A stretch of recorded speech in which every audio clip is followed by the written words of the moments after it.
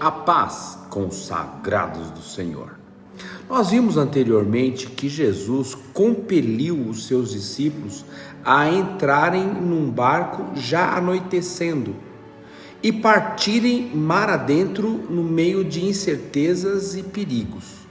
Há algumas coisas que nós precisamos compreender. Primeiro, Deus não nos joga no abismo, mas nos deixa viver a realidade.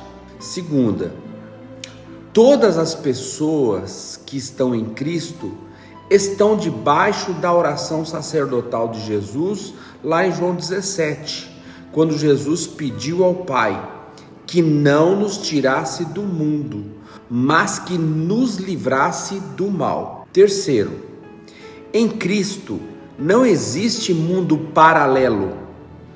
Deus usa tudo neste mundo para nos conduzir a Ele, até os acasos aleatórios, porque o acaso é caso de Deus.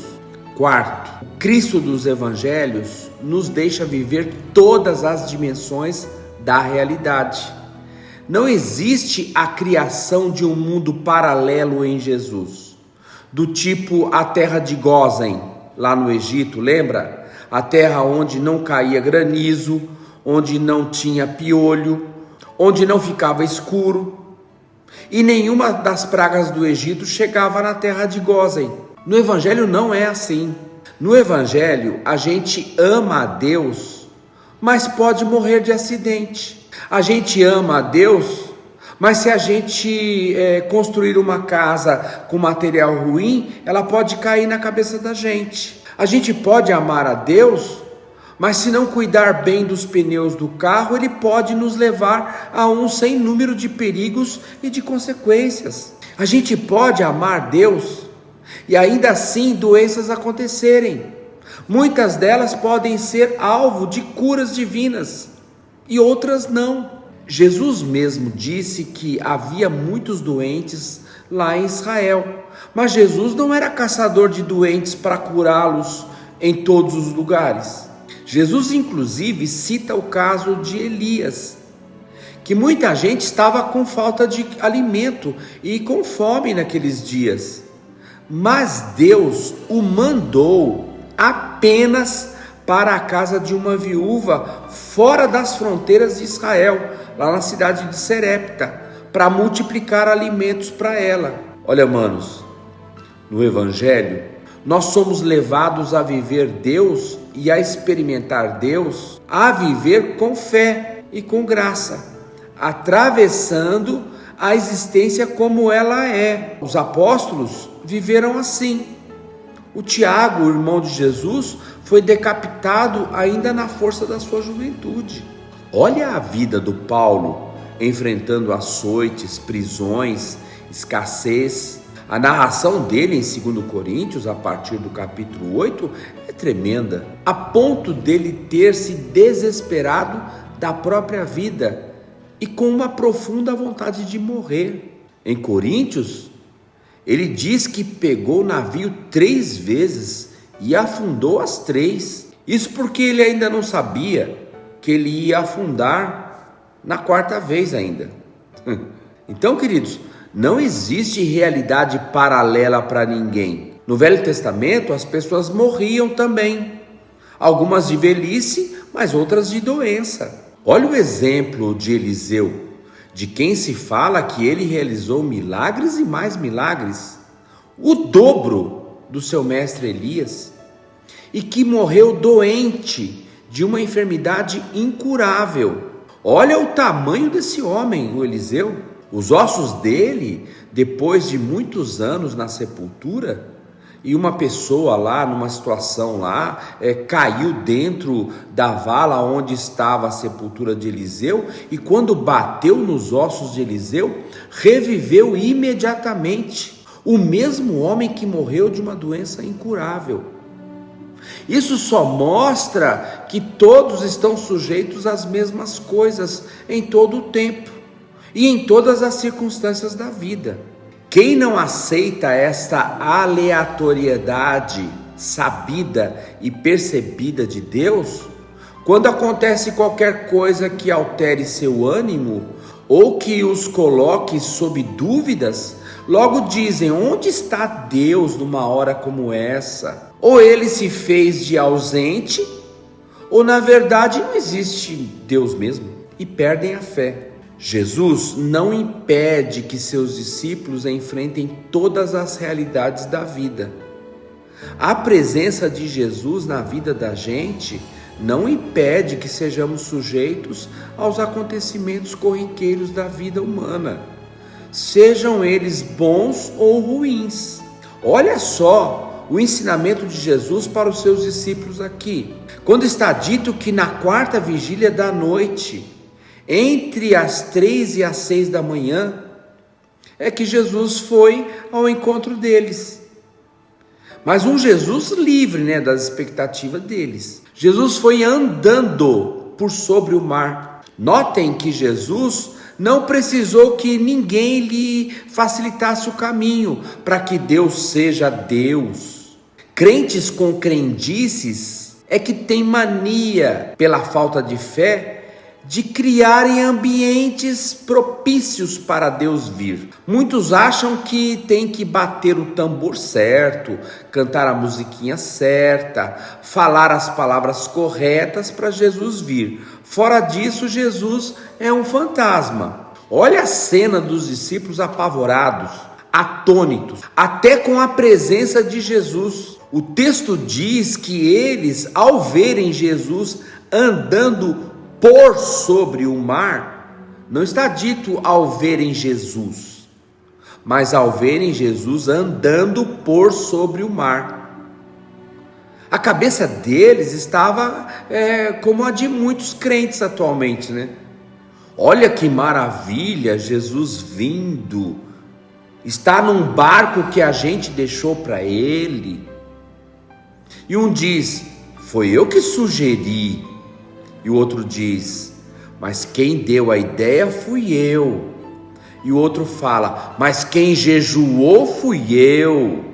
E o outro ainda: mas quem subiu ao monte e ficou na vigília até o final fui eu. O texto diz que eles ficaram aterrados. É impressionante esta expressão, aterrados. Eles estão no meio do mar e se diz que eles estão aterrados, ou seja, com os sentidos enterrados, em terra mesmo, aterrados. Aí, como aquilo que está ruim sempre pode piorar, eles gritam: é um fantasma. Agora, eles já partiram para outras interpretações pagãs. Olha só como a mente deles surta, porque fantasma é uma alma sem corpo. Hoje muitos diriam: que isso? Só pode ser o diabo. É o maligno que veio nos assombrar. Porque na mente de muitos crentes que não sabem explicar a natureza das coisas, ainda que aleatórias, logo atribuem as coisas ao diabo. É mais fácil explicar ou autenticar a ignorância. O diabo passa a ser a carta coringa para todo o jogo da vida. Bota na conta dele, porque nele qualquer resposta cola. Outro dia eu não resisti e dei uma gargalhada bem largada. Eu deixei de olhar atentamente para um pneu do meu carro que comeu a borracha pelo lado de dentro. Faltou balanceamento e cambagem, como manutenção preventiva mesmo. E um irmão crente lá da oficina disse que Deus estava mostrando para ele que o diabo estava furioso comigo e que tentou uma traquinagem maldosa contra mim, tocando a mão suja dele no meu pneu, que o pneu poderia ter explodido por conta da ação maligna. É fácil afirmar coisas assim quando se encontra uma mente desavisada, uma mente religiosamente quadradinha. Ali foi displicência minha de não olhar o pneu pelo lado de dentro. Olhava só a beirada do lado de fora, estava ótimo. Só isso. Contingências e consequencialidades da vida. É lindo quando João diz que o verdadeiro amor lança fora todo medo. Trocar o amor pela superstição e pelo que eu acho é trocar pelo medo. O medo sempre joga a gente dentro da caverna de Platão, na obscuridade das coisas. Aí, manos, não há luz que penetre. Tudo vira diabo, tudo vira fantasma, vira pavor, construção mental da treva, sombras de fantasmagorias falsas. O medo não liga com a realidade, mas com as construções da subjetividade das mais absurdas e supersticiosas. Jesus ensina aqui que muitos não sabem lidar com a realidade, nem quando a realidade é Deus sendo realmente Deus, apesar de parecer irreal e fantasmagórico. Deus costuma nos ensinar no meio da realidade e não de um universo paralelo. Jesus não andou sobre as águas em espírito, porque espírito sem corpo é fantasma mesmo. A resposta de Jesus é magnífica. Ele diz: sou eu em carne, em osso, em sangue, com um corpo no mundo real, não no mundo espiritual. Porque eles gritavam apavorados: é um fantasma. De onde vem a palavra fantasia, fantasmagoria, que vem de fã, que é aquele que olha com projeção pessoal. Para muitos, Jesus está posto assim. E a pessoa como fã de Jesus, que é de onde vem também a expressão fanático. Fã é fanático.